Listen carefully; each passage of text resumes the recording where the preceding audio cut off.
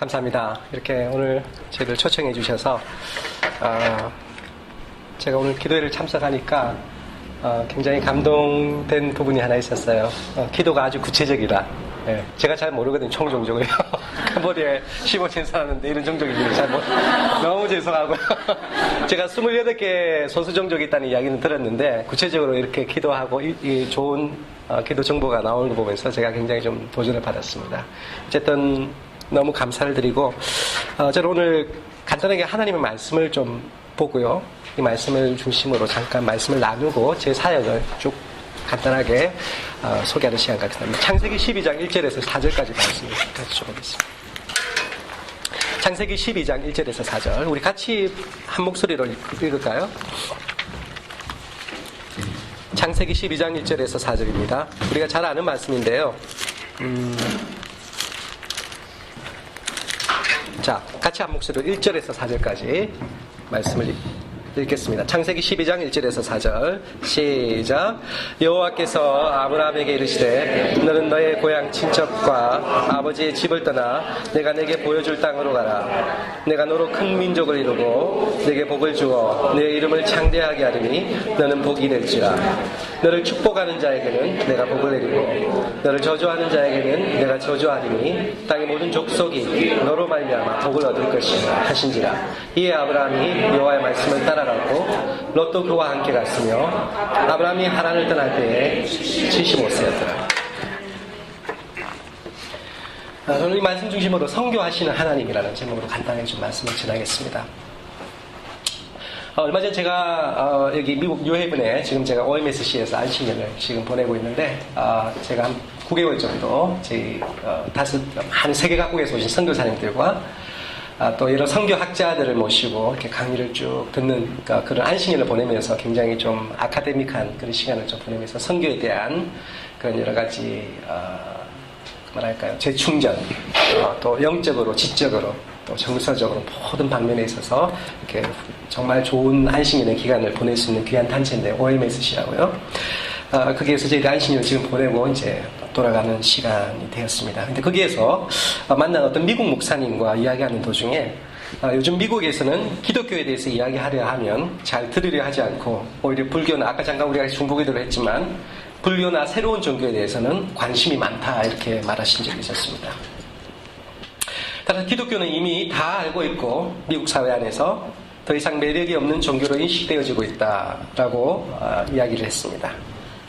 특별히 우리가 살고 있는 현대는 개개인의 어떤 독특한 개성과 가치, 개성의 가치를 두는 동시에 우리가 잘 알고 있는 포스트 모더니즘의 영향으로 많은 다양성, 포용성을 중요시하는 그런 시대가 우리가 의도하지 않았지만 벌써 그렇게 되어버렸습니다.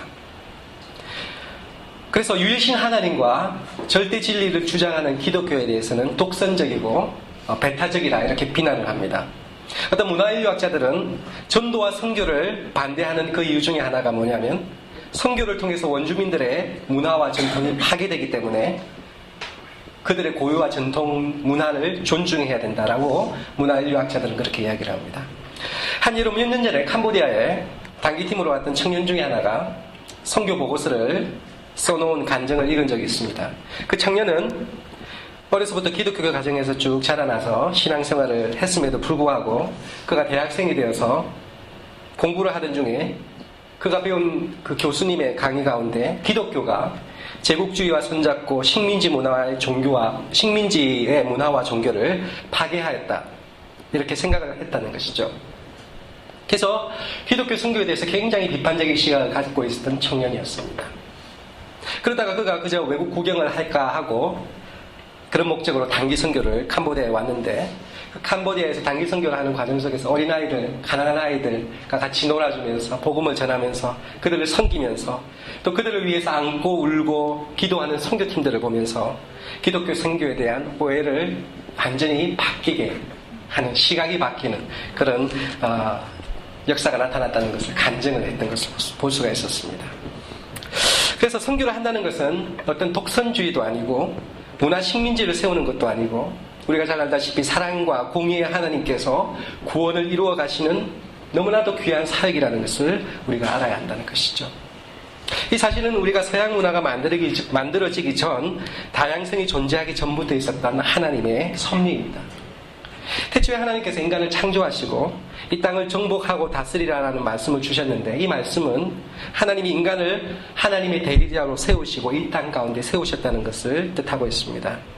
하지만 인간의 죄악으로 이 세상은 하나님과 원수가 되었고, 그래서 인간 본연의 자리인 하나님 나라를 세워나가는 이 사역이 바로 우리가 잘 알고 있는 선교 사역인 것이죠.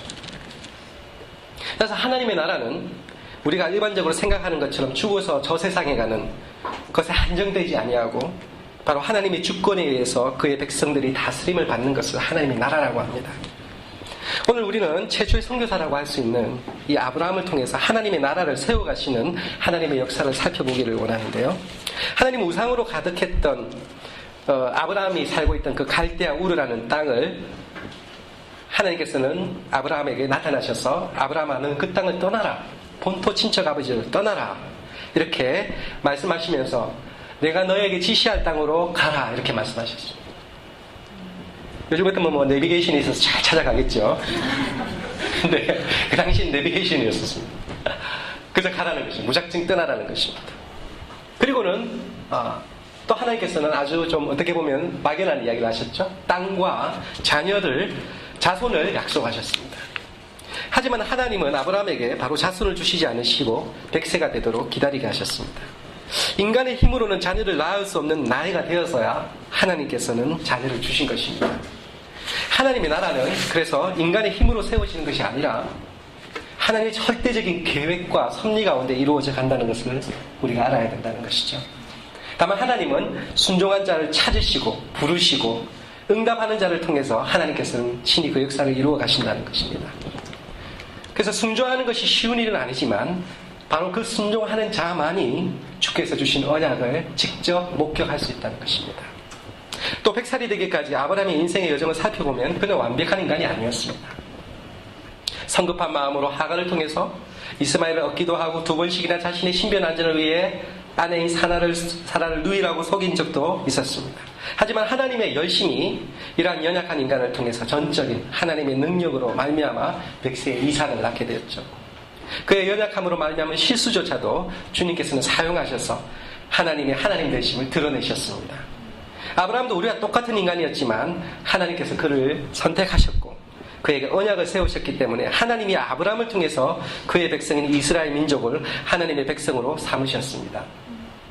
신실하신 하나님의 구원의 역사는 예수님의 죽음과 부활을 통해서 하나님의 나라가 실현되고 오늘도 주님이 다시 오실 그날까지 그 하나님의 부르심에 응답하는 자들을 통해서 하나님 나라를 완성시켜 나갑니다.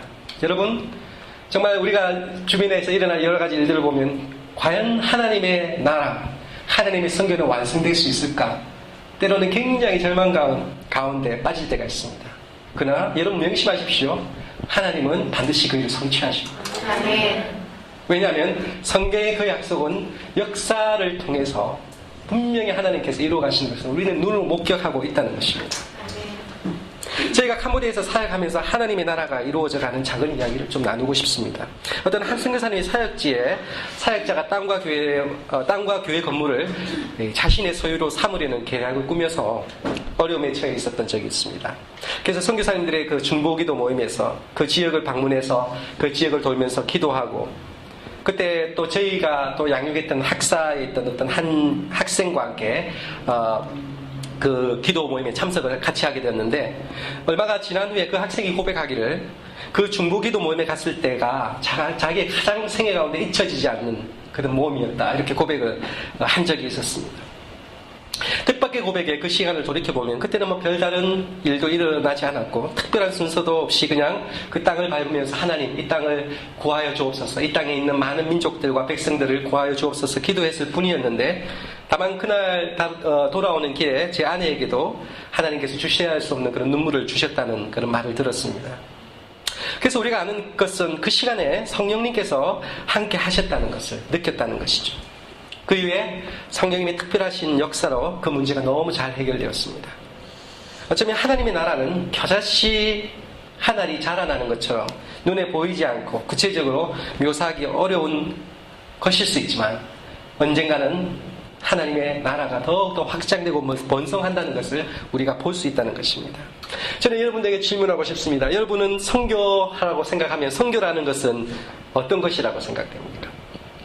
아까 자네가 말했지만 추위, 더위, 현지 언어, 혹은 우리와 다른 피부색의 사람들이 모여있는 어떤 교회 건물, 아니면 선교지에서 일어나고 있는 흥미진진한 영적 전쟁, 구체적으로 우리가 이런 것들을 느끼면서 생각하고 기도하는 것이 선교라고 생각하십니까?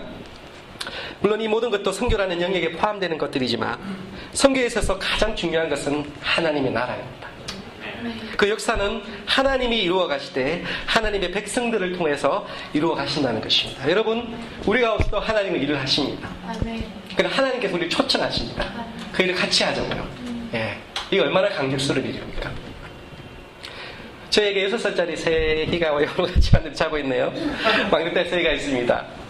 지금도 제법 잘하지만 작년까지만 해도 제가 설거지를 하고 이렇게 집에서 설거지를 한다고 나서면 와가지고 옆에서 자기가 설거지 하겠다고 달라붙어서 이렇게 도와준다고 합니다. 참 기특하고 되긴 하지만 저 딴에는 자신이 엄마 아빠를 도왔다고 흐뭇해하고 자랑스러워하고 기뻐하는 새이를 보면서 우리가 주의 일을 한다는 것은 어쩌면 아이들이 부모를 도왔다고 흐뭇해하는 것처럼 하나님이 보실 땐 작은 일일 수 있지만 어쨌든 하나님은 그것을 보고 기뻐하신다는 것입니다. 서툰 우리지만, 우리가 연약하지만 하나님께서 그걸 보시고 너무 기특해 하신다는 것. 하지만 세이가 이를 통해서 자신감이 생기고 더욱 자라난 것을 보면 주를 향한 우리의 섬김이 우리의 기쁨이 되고 또 하나님이 기쁘시게 받으신다는 것을 우리가 알아야 된다는 것이죠. 창세기 13장 14절에서 하나님께서는 아브라함에게 동서남북을 다 둘러보라고 하시고 또 17절에서는 돌아다녀보라 이렇게 말씀하시면서 내 눈에 보이는 이 모든 땅을 너와 네 자손에게 줄 것이다 이렇게 약속하셨습니다. 하나님이 아브라함에게 하신 약속은 그의 후손 이스라엘 통해서 역사적으로 성취됩니다. 늙도록 자식을 낳지 못했던 아브라함은 여러 민족들의 조상이 되었고 하나님의 약속은 이삭과 야곱을 통해서 이루어졌습니다. 그리고 작은 시족에 불과했던 그들은 큰 민족을 이루는 국가가 되었습니다. 이 약속은 예수 그리스도와 그의 교회 안에서 복음적으로 성취되었습니다. 신약 성경은 아브라함으로부터 시작됩니다. 아브라함과 다윗의 자손 예수 그리스도의 세계라. 아브라함은 이삭을 낳고 즉 아브라함은 낳은 자손이 약속의 유업을 받게 된다는 것을 성경은 말하고 있습니다. 그러나 마태는 아브라함의 육신적 자손이 아니라 새로운 영적 자손이 됨으로써 하나님의 약속을 이어가는 약속의 파트너가 될 것이라고 말을 합니다. 예수 그리스도를 영접하고 그 이름을 믿는 것입니다. 곧 영접하는 자, 그 이름을 믿는 자들에게는 하나님의 자녀가 곧 되는 권세를 주시겠다고 요한복음 1장 12절에 말씀했습니다. 그런데 이 사람들은 혈통으로나 육정으로나 사람의 뜻으로 나는 것이 아니라 하나님께로부터 난 자들이라 이렇게 말을 합니다. 여러분, 혈통으로만 보면 아브라함의 자손이 된다면 이스라엘 민족에게만 국한되겠지만 이제는 혈통이 아니라 예수 그리스도 안에서 모든 민족을 아브라함의 자손이 되게 하시고 아브라함에게 주셨던 복을 동일하게 우리에게 주신다는 이 놀라운 약속을 하나님은 지금 그 일을 성취하시겠다. 바로 우리의 선교를 통해서, 복음 전도를 통해서. 베드로는 그렇게 선포합니다. 너희는 선지자들의 자손이요 또 하나님이 너희 조상과 더불어 세우신 언약의 자손이라. 이것은 이스라엘 사람들이 아니라 이방인들에게 말하는 거죠. 아브라함에게 이르시기를 땅 위의 모든 족속이 너희 씨로 말미암아 복을 받으리라 하셨으니 이렇게 말했습니다. 바울은 말하기를 하나님이 모든 사람이 구원을 받으며 진리에 아는 데 이르기를 원하시느니라. 디모데전서 2장 4절에 그런 말씀을 했습니다. 하나님께서는 아브라함에게 하신 약속, 즉 땅의 모든 족속이 아브라함으로 말미암아 복을 받게 될 것이다라는 약속을 예수 그리스도를 통해서 온전하게 이루어 가시는 중입니다. 그런데 땅의 모든 족속들이, 민족들이 자동적으로 모여들어 아브라함의 자손이 되는 것은 아닙니다. 먼저 믿음으로 아브라함의 자손이 된 우리가 예수 그리스도의 복음을 가지고 그들에게 갈 때에만 그들도 아브라함의 자손이 될 수 있습니다. 하늘의 천사가 나타나서 복음을 전해주지 않습니다. 하나님께서는 전도라는 미련한 방법으로 믿는 자들을 구원하기로 작정하셨다. 고린도전서 1장 21절에 그런 말씀을 합니다. 여러분의 눈은 지금 어디를 보고 있습니까? 여러분의 마음은 지금 어디에 가 있습니까? 믿음으로 말미암아 하나님의 백성이 된 우리는 믿음으로 의롭게 되어진 아브라함에게 주신 약속이 또한 우리의 약속임을 받아야 합니다. 우리가 보는 것과 우리가 밟는 땅을 하나님이 주시겠다는 것입니다. 그리고 주님께서 친히 약속을 이루어 가시겠다는, 우리가 아니라, 우리의 뜻이 아니라, 우리의 능력이 아니라 하나님이 친히 이루어 가시겠다는 것입니다. 또한 이 사역에 동참하는 자만이 하나님의 사역의 기쁨을 누릴 수 있습니다. 저는 이 기쁨을 누리고 자신의 모든 것을 배설물과 같이 여겼던 한 청년의 이야기를 나누면서 끝을 말씀을 자심해 주려고 합니다. 윌리엄 보덴이라는 청년이 있었습니다. 이 청년은 그의 부모가 굉장한 갑부였습니다. 백만장자의 상속자였습니다. 그가 고등학교를 졸업했을 때 그의 부모가 그를 세계여행을 시켜줄 정도로 굉장한 갑부였습니다. 그의 부모는 아들의 견문을 넓혀주기 위해서 세계 일주 여행을 보냈는데, 그는 세계 곳곳을 여행하면서 그가 발견했던 것이 있습니다. 잃어버린 영혼들이었습니다. 그래서 그가 그 선교 여행을 떠나면서 그가 좋다 이렇게 유럽을 떠난 게 아니라 그곳에서 하나님의 비전을 발견했던 것이죠. 선교의 비전을 발견했습니다. 그가 그리고 그 부모에게 편지를 썼습니다. 어머님, 아버님, 저는 이제부터 선교사가 되기 위해 남은 인생을 바치겠습니다. 그리고는 자신의 성경책 뒷장에 이렇게 썼습니다. No reserve. 아무것도 남기지 않으리라. 여러분 아십니까? 백만장자의 상속자가 그런 말을 했어요. 나는 아무것도 남기지 않으리라. No reserve. 그는 예일대학에 입학해서 전교생 1300명 중에 1000명이 참여하는 성경공부 모임의 지도자가 되었습니다. 그래서 그가 예일 호프미신이라는 선교단체를 만들었어요. 졸업 후에는 그가 여러 큰 중견 기업으로부터 러브콜을 받았습니다. 굉장히 똑똑한 친구였죠. 근데 그 모든 것을 거절하고 자신의 성경책 뒷장에 또 다시 이렇게 썼습니다. No retreat. 다시는 물러서지 않으리라. 그래서 그는 결국 선교사로 나갔습니다. 이집트에서 사역을 했는데요. 척수내막염에 걸려서 그의 나이 26살에 선교지에서 숨을 거두게 됩니다. 여러분 얼마나 아까운 청춘입니까? 그는 자신의 성경책 마지막에 자신의 목숨이 그날이 다가오는 걸 알고 마지막에 마지막 유언과 같은 말을 남겼습니다. 이런 말을 썼습니다. No regret. 후회하지 않으리라. 여러분 세상 눈으로 보면 얼마나 어리석은 인생으로 보일 수 있는 청년입니까? 하지만 하나님이 보시기에는 별처럼 빛나는 인생, 보석과 같은 인생입니다. 인류 역사를 통해서 하나님이 해오신 일은 바로 선교였습니다. 오늘도 하나님은 선교하시는 하나님이십니다. 복음을 들고 땅끝까지 가라고 우리 각자를 부르십니다. 모든 민족이 아브라함의 자손이 되어 구원을 얻도록 하라고 우리를 파송하십니다. 하나님은 선교하는 일에 우리를 동력자로 삼으시고 우리를 통해서 역사하십니다. 따라서 여러분 한 사람 한 사람이 모두가 땅의 모든 족속을 자녀 삼으시려는 하나님의 뜻을 마음에 품고 그 선교하시는 하나님과 동력하는 일꾼들로서 함께 동력하게 되길 바랍니다.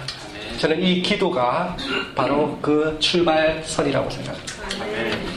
한번 잠시 기도하고 제 사역을 소개하겠습니다.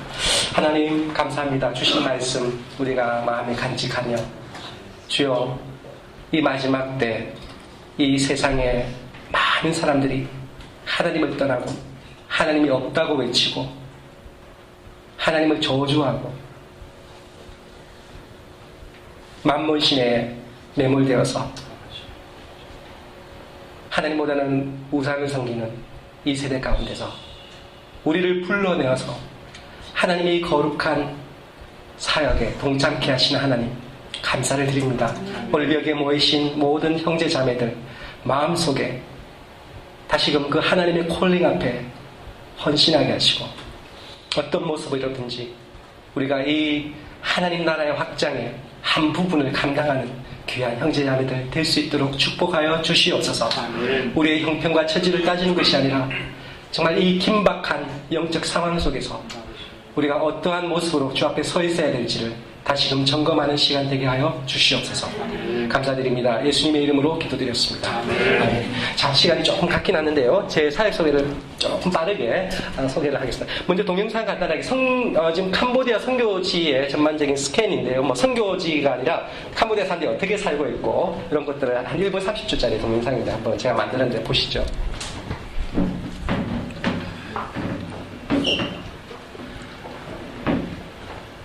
음악이 안 나오나? 아, 그래요? 뮤직이 같지 않나?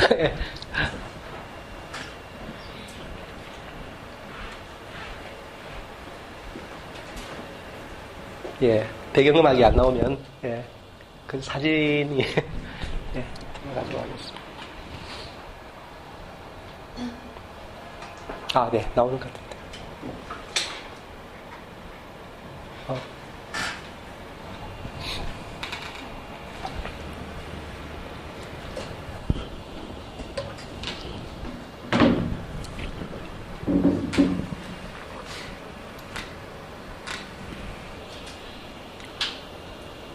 음악이,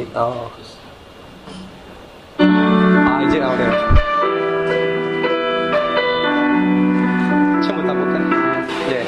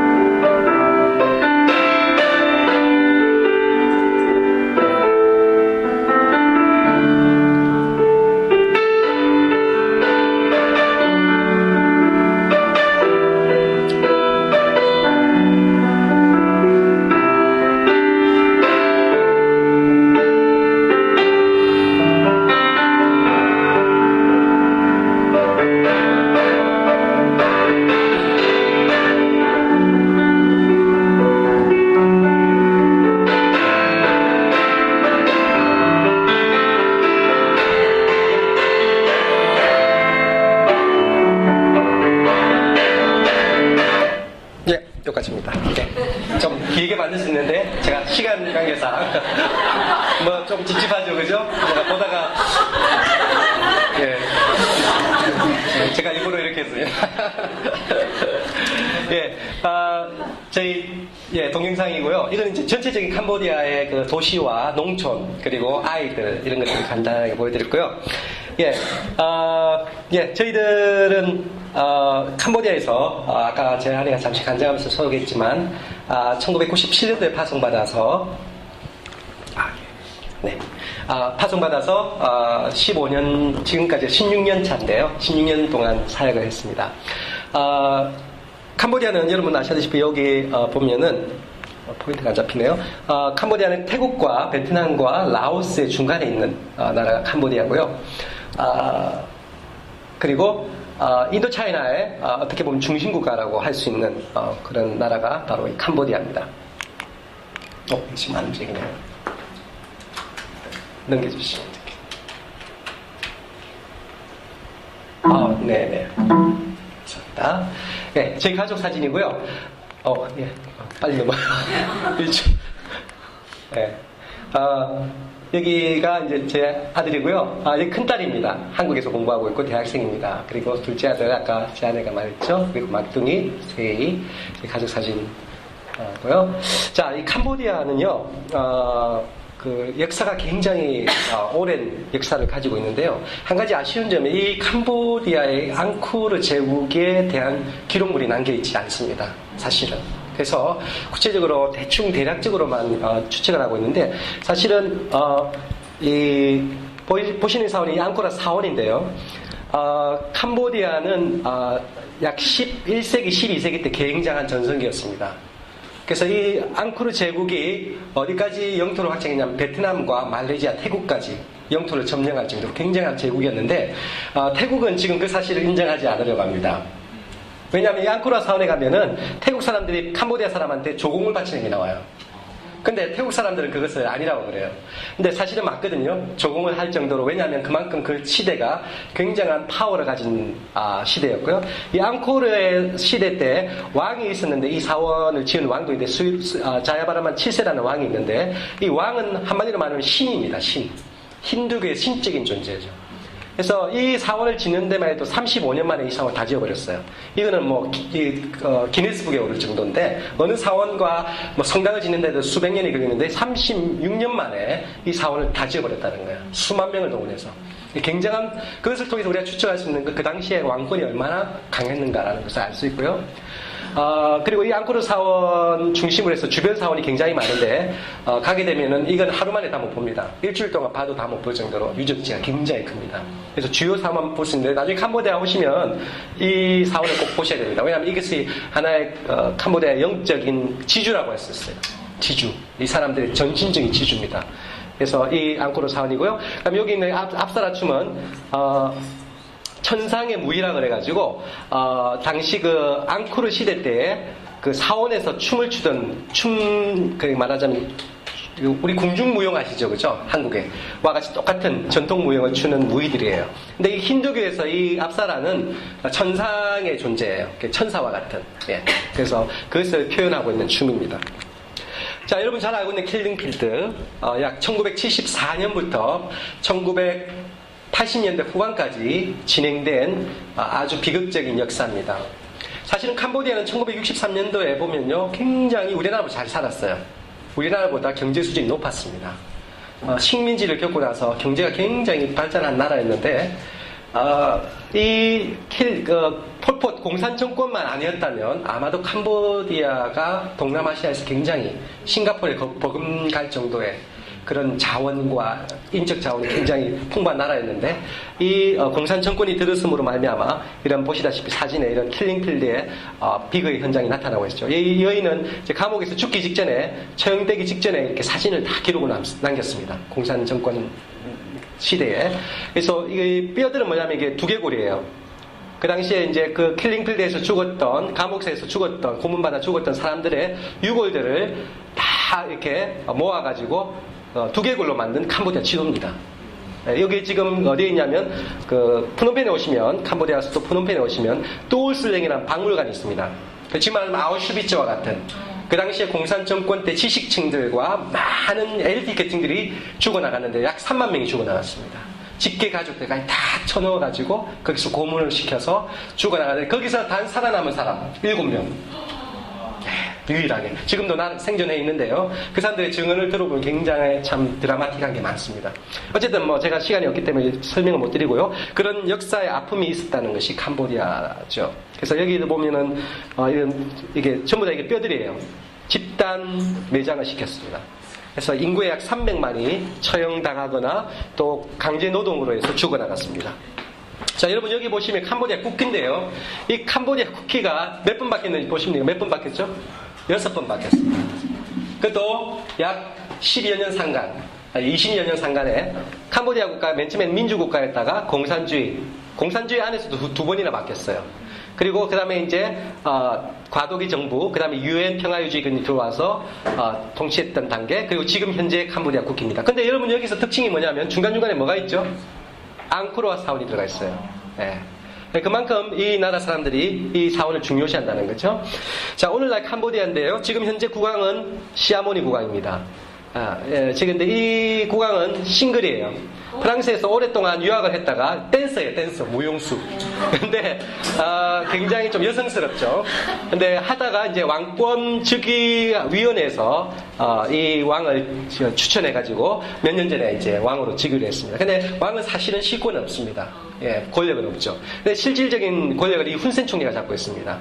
이 사람은 원래 이제 공산정권 시절에 크메르 루즈를 가담했다가 도망을 해서 베트남으로 갔습니다. 그래서 베트남 정부의 등을 얻고 지금 이제 정권을 잡았는데요. 굉장히 큰 파워를 가지고 있어요. 군권과 모든 걸 장악하고 있고, 그 친한파예요. 한국을 굉장히 좋아합니다. 한국의 발전 모델을 배우려고 하고 있고, 이명박 전 대통령이 지금 경제 고문으로 있을 정도로 굉장히 이명박 대통령과도 친하고요. 어쨌든 한국을 많이 좋아하는 총리입니다. 굉장히 우리나라 말하면 박정희와 같은 군부였는데 군인이었는데 이제 실권을 찾게 됐죠. 그래서 독재를 계속 하고 있는데요. 자기 말로는 한 90세까지는 하고 싶다 이렇게 말을 하고 있습니다. 그래서 조금 파워가 굉장한 분이고요. 일단 인구는 캄보디아는 현재 1,500만 정도고요. 국민소득은 제가 갔을 때는 350불 정도인데 지금 1,000불 넘어가고 있습니다. 굉장히 경제가 성장의 속도가 빠릅니다. 상대적으로 또 절대 빈곤이 한 34%. 하루에 1달러 가지고 먹고 사는 사람이 34%입니다. 굉장히 가난한 나라. 빈부격차가 굉장합니다. 그리고 행정은 24개 주가 있고요. 13,408개의 마을이 있습니다. 그리고 종교는 여러분 알다시피 불교가 82% 정도 되고 유교, 중국 사람이 굉장히 많이 들어와 있고요. 4% 정도. 이슬람이요. 최근에 굉장히 강세를 보이고 있습니다. 급성장하고 있어요. 캄보디아에 지금 말레이시아나 인도네시아에서 모스크를 세워주고 있는데 물질이 엄청 많이 들어오고 있어요. 그래서 지금 캄보디아는 조만간 이게 무슬림 국가가 될 위험성도 있어요. 왜냐하면 국회 의사당 안에 벌써 무슬림 기도실이 생겼습니다. 그만큼 굉장한 지금 투자를 하고 있습니다. 경제적으로, 종교적으로. 그 다음 시골 지역의 정령숭배가 4%, 기타, 기독교가 2.5%인데요. 여기는 이제 개신교하고 카톨릭을 다 합친 겁니다. 모든 기독교와 관련된 이단도 포함되겠죠. 순수한 개신교는 한 1.1%를 상회합니다. 미전도 종족은 28개 정도가 되는데요. 주로 서북부 쪽에 많이 집중되어 있고요. 최근에 이제 감사한 건 이 미전도 종족 가운데 집단 개종 운동이 일어나고 있습니다. 현지인들에 의해서, 자국민에 의해서 전도가 일어나고 있고, 그리고 지난 저희들의 사역은, 일기 사역은 이제 OMF, 여기 이제 저희 팀들이었는데요. 주로 이제, 외국에서 오신 선교사님들하고 국제선교단체에서 교회 개척 사역을 같이 했었습니다. 자, 그리고 2년 지난 2기 사역은 2003년도부터 우리가 2013년까지 2기 사역을 했는데요. 주로 했던 사역은 두 가지 큰 사역이 대학생 학사 사역과 캄보디아 복음화 운동 사역을 했습니다. 대학생 학사 사역은 크게 대학생 제자훈련, 캠퍼스 사역, 성경적인 교회 개척, 이렇게 세 가지를 중점적으로 했고요. 제자훈련은 주로 이제 지방에서 올라온 가난한 대학생들에게 숙식을 제공하고 공동체 삶을 통해 예수님의 제자의 길을 걷도록 훈련하는, 학사를 오픈해서 학생들이 여기서 같이 먹고 자면서 훈련을 받는 그런 타입의 훈련을 했고요. 저희들이 했던 프로그램 매일 새벽기도, 매일 5시에 기상, 의무적으로. 그 다음에 주중 성경 공부, 전도 훈련, 캠프스 사역, 이렇게 네 가지가 있는데, 이게 저희 학사입니다. 근데 우리가 공동체 사역인데 2층에는 우리가 살았어요. 가족들, 저희 아이들까지 다 그냥 우리 가정이 한 장이, 이 밑에 이제 남학생 학사. 우리 집 맞은편에 이렇게 또 집이 한 채가 있는데, 여기 중간에가 여학생 학사. 예배당은 여기서 우리가 예배를 드렸어요. 주일 예배를. 요거는 이제, 남학생 도서관. 이게 계단으로 올라가면 우리 집입니다. 그래서 아까 우리 집사람 말했듯이 모든 소리가 위에서 다 들립니다. 화장실 물 내려가는 소리가 다 들리고요. 그래서 아이들 떠드는 소리 다 들리고 하여튼, 그래서 조금 이렇게 개인적인 프라이버시를 가지기가 좀 어려웠는데, 어쨌든 같이 살았어요, 이렇게. 여기는 이제 기도실이에요. 그래서 여기 학생들이 혹시 개인적으로 와서 개인 기도하고 싶은 아이들 와서 기도했는데, 이 기도실에서 정말 하나님 놀라운 역사를 하시는 것을 볼 수 있었어요. 네. 그래서 새벽기도 우리 학생들이 이렇게 잠옷 입고 나와가지고 자다 깨가지고 나와가지고 이렇게 기도하고 있는데, 사실은 신앙이 깊어서 기도하는 게 아니라 와서 그저 기도하는 훈련을 시킨 거죠. 그래서 너무 어떻게 보면 좀 강제인데, 어떤 선교사는 그래서 우리 그 학사를 사관학교, 영적 사관학교라고 부를 정도로 굉장히 맹훈련을 좀 시켰습니다. 그래서 이렇게 이제 제가 저녁에는 학생들이, 낮에는 대학교에 가서 공부하고 밤에 주로 시간을 내어서 남학생, 제가 한 그룹, 제 아내가 여학생 그룹 이렇게 맡아가지고 제자훈련을 시켰어요. 자, 그리고 이제 주일 예배를 마치고 나서는 캠퍼스에 나가서 이렇게 개인 1대1로 전도를 했고요. 그리고 이제 전도 집회는 혹시 이제 여름이나 이런 데 단기팀이 올 경우에 시골 지역에 가서 이렇게 마을 사람들 모아놓고 전도 사역을 했습니다. 자, 그리고 이제 제 아내가 또 재밌는 사역을 하나 했는데요. 지금은 이제 안 하지만, 캠퍼스에 직접 들어갔어요. 학생 신분으로. 그래서 캄보디아의 학생들과 같이 동등하게 교복도 보십시오. 똑같이 이렇게 입고 학생 신분으로 1년 반 동안 대학교에서 공부를 했는데 여러분 한번 생각해 보십시오. 캄보디아 말 굉장히 어려운데요. 세계에서 가장 어려운 언어 중에 하나인데 그 말로 대학생 신분으로 강의를 이게 찐하도록 캄보디아 말을 듣고 그것을 또 노트 필기를 해야 되는데 그것을 제대로 하겠습니까? 그죠? 근데 이게 복음의 접촉점으로 삼기 위해서 1년 반 동안 하다 도저히 안 돼가지고, 중간에 조금 나왔지만 어쨌든 이런 접촉점을 마련하려고 굉장히 부단히 노력을 했었습니다. 네. 그리고 이렇게 클래스에서 공부도 하고, 자, 그 다음에 두 번째 했던 게 이제 제 아내가 직접 이제 한국어 교수 사역을, 이게 학생대가 있는데, 여기는 이제 좀 다릅니다. 여기 일반 대학이고요. 여기는 이제, 기술대학인데, 이 학생들은 주로 여기서 이제 기술 엔지니어를 배워가지고, 한국에 이렇게 인력 송출 회사를 통해서 산업체 아니면 직장 이런 데 가서 이제 3년간 일을 해서 봉급을 받고 다시 돌아오는 그런데 굉장히 학생들이 지원율이 높은데 이 학생들이 한국 가기 전에 먼저 한국말을 배워야 되잖아요. 그죠? 그래서 그 일을 제 아내가 좀 했습니다. 자, 그 다음에 교회 개척 사역인데요. 제자훈련을 통해 양성된 우리 학생들을 기초로 지역 교회들을 세워나가는데요. 크게 이제 5가지인데요. 우리가 이제 절기 행사를 주로 좀 많이 했고요. 그 다음 부모 초청 전도 집회, 지역 주민을 위한 봉사, 주일학교 사역, 교회 선교연 사역 이렇게 5가지를 했습니다. 캄보디아는 여러분 아시다시피 불교 국가이기 때문에 성탄절이 공식 공휴일이 아니에요. 국경일이 아닙니다. 성탄절도 똑같이 평일처럼 일을 합니다. 조금 제가 갔을 때 재밌었던 건 성탄절에 이렇게 분위기가 안 나요. 근데 요즘에 이제 굉장히 이게 성탄절이 좀 이상하게 돼가지고, 발렌타인데이처럼 장비를 주고받는다. 이렇게 젊은이들 사이에는 그렇게 돼버렸어요. 이상하게. 좀 변질이 됐죠. 어쨌든, 이 교회들이, 굉장히 이제 이 절기 행사를 잘 활용을 해서 복음을 전하는 기회를 삼고 있는데요. 주로 이제 부활절이나 성탄절 때 우리 학생들이 이렇게 선곡을 하고, 이제 주변에 있는 이웃이나 자기 친구들 초청해서 성탄절 행사를 이렇게 구성을 했었습니다. 부활절하고요, 이렇게. 자, 그리고 이제 우리 학생들의 부모들이 이제 굉장히 좀 중요한데요. 왜냐하면 이 불교권에서는요, 부모의 권위가 굉장히 절대적입니다. 어떤 이유가 있더라도 심지어 결혼조차도 부모의 허락이 떨어지지 않으면 결혼을 못 합니다. 굉장히 부모의 파워가 강한데요. 그래서 이 부모님들을 우리 학사에 초청을 했습니다. 이 프놈펜에. 여기 지금 왕궁이거든요. 왕궁에 이제 초청을 했는데 왜 초청을 했냐면 왜냐하면 부모님들이 생각할 때 기독교는 굉장히 부모를 공경하지 않는 종교다 이런 인식들이 있어요. 외국 종교이기 때문에. 그래서 그게 아니다. 기독교도 분명히 십계명에 부모 공경하라는 말이 있다. 성경에 그 말이 있다. 그리고 학생들이 얼마나 이 학사에 들어와서 변화되고 있는지를 직접 눈으로 보여주고 이 안에서 얼마나 하나님의 말씀이 역동적으로 정말 산산한 한 영혼을 변화시키는지를 보여주고 또 2박 3일을 통해서 마지막 날 이렇게 세족식을 합니다. 부모들을 발을 시켜드리고 그래서 부모들이 감동을 받죠. 마음이 확 녹아지고 그때 이제 복음을 탁 전하는 거죠. 그래서 복음이 딱 전해지면 부모들이 기독교에 대해 반감을 가졌던 믿는지 안 믿는지 몰라도 일단은 기독교에 대한 반감은 아주 낮출 수 있는 그런 효과를 가질 수 있어요. 그래서 이런 사역들을 저희들이 같이 하면서 부모 초청을 했는데 이게 이 부모들이 다 시골에서 농사 짓기 때문에 서울에 한 번도 올라온 적이 없어요. 일평생 동안.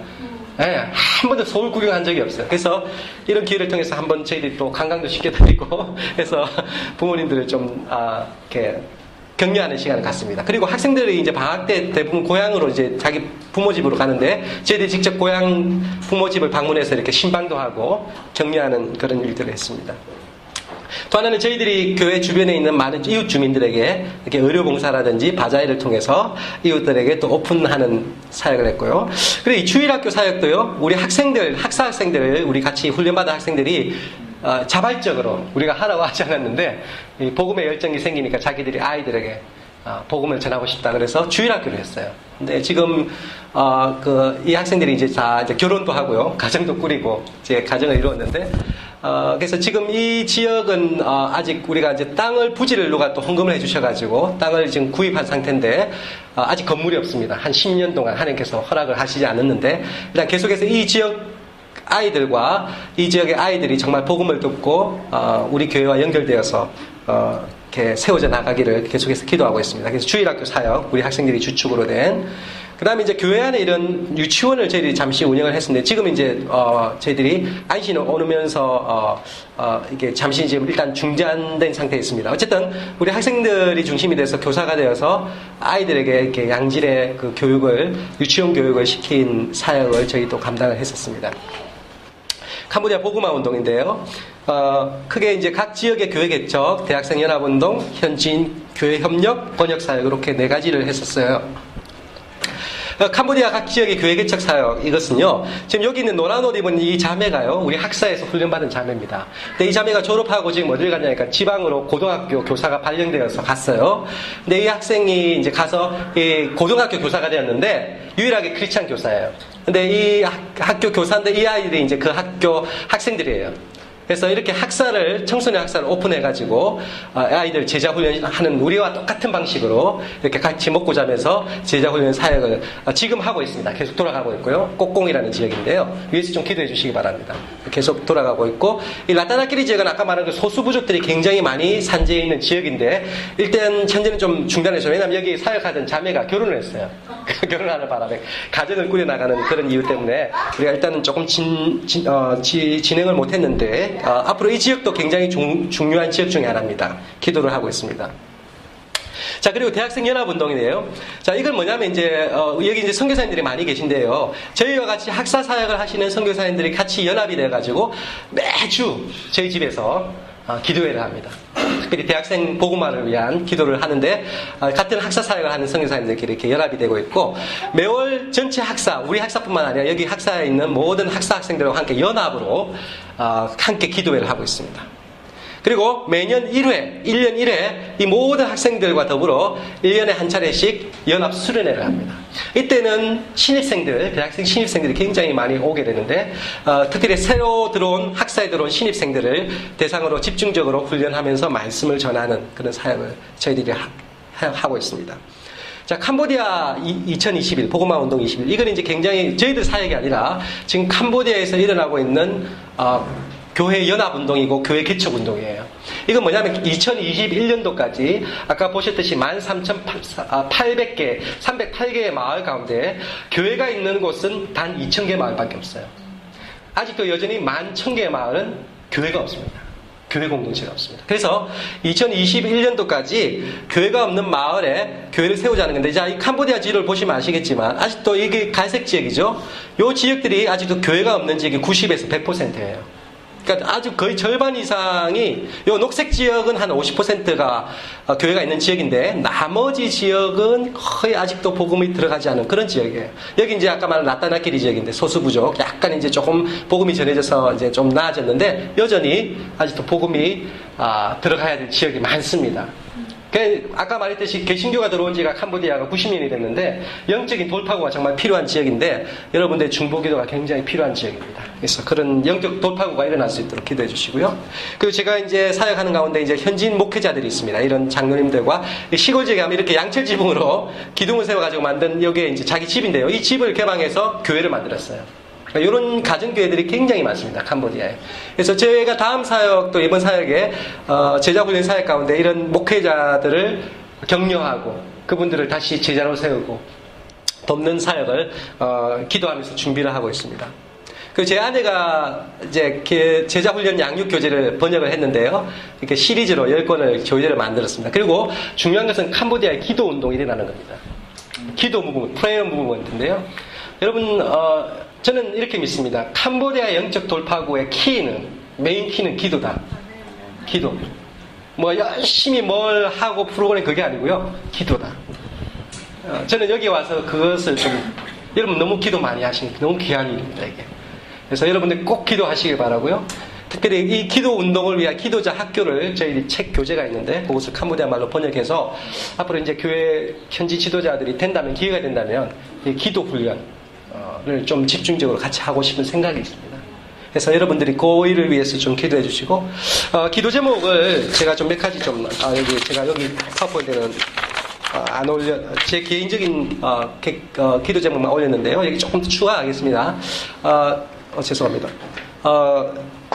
저희들이 이제 사역하면서 두고 온 성도들이 말씀 안에서 잘 자라도록 기도해 주시고, 아까 말한 기도 운동, 그 다음에 다음 사역을 위한 인도하심. 그리고 지금 저희들이 2년 전에 새로운 파송교회가 갑작스럽게 중단이 되었습니다. 그래서 지금 기도가 좀 많이 필요하고요. 후원금의 한 절반이 지금 갑자기 줄게 됐어요. 그래서 하나님의 어떤 재정적인 채우심을 위해서 지금 굉장히 많이 기도하고 있는데, 여러분 기도 부탁드립니다. 그래서 좋은 파송교회와 협력교회들, 후원자들을 위해서 연결될 수 있도록, 함께 동역할 사역자들과 선교사들을 연결해 주시도록, 그리고 이제 저희 자녀들, 특별히 대학생활을 하고 있는 우리 자녀들을 하나님이 인도해 주시도록 기도해 주시고요. 또 추가로 몇 가지를 좀 말씀드립니다. 특별히 아까 말했듯이 영적인 돌파구, 기도 운동이 일어나도록, 특별히 캄보디아의 지도자들이 깨어날 수 있도록 위해서 기도해 주시기 바랍니다. 그 다음 세 번째로, 여기 미국에요, 캄보디아 난민들이 굉장히 많이 들어와 있습니다. 특히 보스톤이라든지 LA라든지 지역마다 이 캄보디아 크리스천 커뮤니티가 형성이 되어 있어요. 근데 중요한 것은 이 자원들이 선교사로 헌신돼야 됩니다. 근데 이게 지금 잘 안 되고 있어요. 자기가 그냥 미국에 있는 거 잘 살기 좋으니까 뭐 굳이 자기 이렇게 고생하면서 자기 나라 가서 이렇게 선교사가 안 나와요. 근데 이 정말 중요한 자원들입니다. 그런 자원들을 깨울 수 있도록 좀 여러분 기울여 주시고요. 그 다음 신학교를 위해서 기도해 주십시오. 지금 캄보디아에 많은 신학교들이 있습니다. 근데 이 신학교에 오는 학생들이 숫자도 그렇지만 정말 헌신된 사역자들이 너무나 부족합니다. 어떤 자기 어떤 셀러리라든지 어떤 잡을 위해서 온 사역자들도 너무 많아요. 가난하기 때문에. 이렇게. 그래서 신학교가 정말 바른 길로 사역자들을 키워나가는 신학교가 될 수 있도록 기도해 주시고.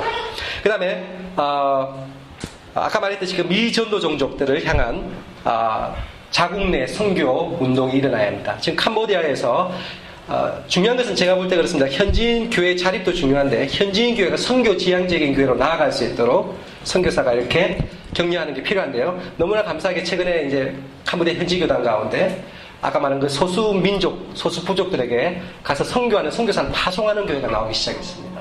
아주 놀라운 일이죠. 그래서 아직도 이런 선교에 대한 어떤 인식은 아직 많이 부족하지만 캄보디아 현지 교회가 그런 일에 동참할 수 있도록 위해서 기도를 좀 해주시면 감사하겠습니다. 그리고 아울러서 저희들의 사역의 방향을 위해서도 기도해 주시고요. 저희들은 앞으로 계속해서 이 제자훈련 사역, 사람 키우는 사역, 또 큰 건물 짓는 그런 보다는 정말 한 사람을 그리스도의 장성한 분량에 이르도록 세우는 제자 사역, 어떤 방향이 될지는 모르겠지만 하나님께서 그런 방향으로 인도해 주시고 써주시도록 저희들이 기도하고 있습니다. 계속해서 기도해 주시고요. 혹시 뭐 질문사항이 있으면 시간이 많이 갔는데 몇 가지 이렇게 질문사항 받고 제가 답변해 드리고 마칠게요. 뭐 질문, 캄보디아에 대한 전반적인 어떤 것이라도 괜찮습니다.